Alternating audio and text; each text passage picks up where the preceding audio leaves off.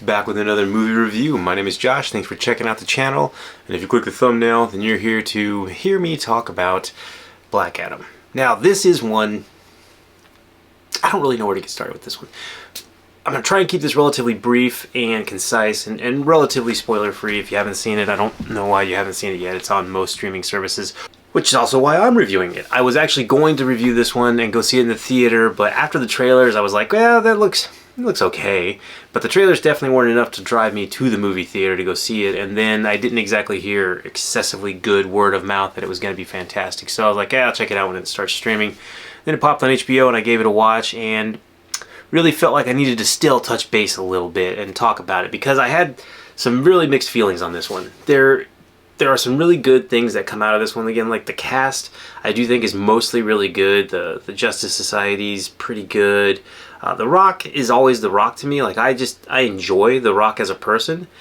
But what I'm also starting to see is, and I don't know if it's just the roles he picks or if he's kind of pigeonholed just because of who he is and what he looks like. But I mean, he was the same Rock that I see in a lot of different movies. A little less talking, a little more morose, I guess, in this one, so a little quieter. But overall, it was very much so still The Rock in a costume. Which, again, if you go in expecting that, that's good to go. Some of the visuals looked really cool. Again, like the setup, the story behind Black Adam also is pretty neat. Like, I was unfamiliar with the exact story. I know of him just because I am a DC fan. Black Adam is definitely not one of my favorite characters, which is I was also very curious as to why they picked him to have The Rock be him. And yeah, that's about most of the positives I can say. There's little bits of humor that I kind of did enjoy, some one-liners that The Rock has, and some, conversations that he has that are okay and relatively funny. They're a little jarring just for the movie that it's set in because it's seemingly trying to take itself very seriously. And then also there's some very interesting like jokes and a lot of sarcasm that's very spelled out for you, which I think is another thing about this movie, that I don't think this movie trusts audience very much to be able to figure things out. It's very exposition heavy, which I guess if you're trying to catch up on somebody's 5,000 year history or whatever, you might need to do that. There's several things that I really did not like about this one. One is I didn't like necessarily the story that much, and especially how they got there. There's like a young boy that's in this one, and the kid did nothing wrong. The actor, he was just fine. That role I really didn't like because he's basically just this sassy, loudmouth kid that's supposed to mimic somebody else in the story, and it's just so completely and utterly unbelievable. I mean, if you have this ultimate killing machine that's just floating around that you watch to just destroy a bunch of people, and you're just gonna backtalk him, and it's very there's a lot of odd stuff that happens in that, and that's where I don't really like how the movie kind of developed. That, and I don't know what the movie developed into. I think my biggest takeaway from this one was as I was getting done with it and thinking about it, I was like, well, at least, as far as the storyline goes, yep, nothing really happened in this one. I mean, you got introduced to the Justice Society, you got introduced to some of their characters, which were mostly minimally used, but I mean, it wasn't really about them. It's a Black Adam movie, I guess. There's a very interesting villain that there's no mystery about it, but they kind of try and keep it a mystery the whole time. Like, immediately you know who the bad guy is. You know who the bad guy is. It's just kind of all over the place with the story and what they're trying to do, and they don't really accomplish much, except for if it's like a 2-hour movie of just exposition to kind of get you familiar and try and get you to root for Black Adam. I guess it kind of does that because I did like Black Adam as a character, and I kind of wish that he would do more and actually honestly be more violent, because my experience from him in the comics is he's a pretty bad dude. This one, they still very much so lean in on trying to make him an anti-hero, which he has been in the comics, and he can be, but he needs to experience a little more of that bad first for him to be redeemed kind of thing to me. There's a lot of, maybe I'm not going to say that this one's like social commentary heavy as much as some other movies have been. This one, in the context of the film, and it kind of makes sense to whereas he is a savior of his people, so they're really trying to harp on that one, but there's also kind of a lot of socially justice things interjected in there that are a little more bluntly kind of slapped you in the face still. And again, it wasn't ones that would take me out of the movie or anything like that, but it just didn't seem like it was very needed.